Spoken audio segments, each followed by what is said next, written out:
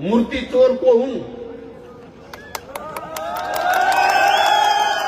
नेपालका ठुल्ठुला मूर्तिहरू चोरहरू अहिले राजा। भाइमारा को हो? भाइमारा को हो? आफ्नै वंश मास्नेले त्यहाँ आएर अहिले फेरि दाग लगाउन मिल्छ?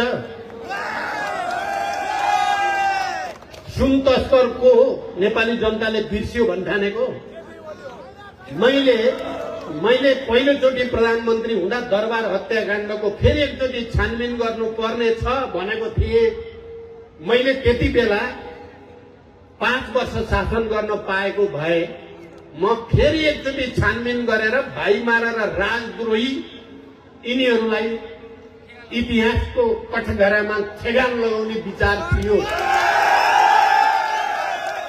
अहिले यिनीहरू चुरीफुरी गरेका छन्। मैले तराईको जागरण अभियानमा भनेको थिएँ धेरै चुरीफुरी नगरे हुन्छ।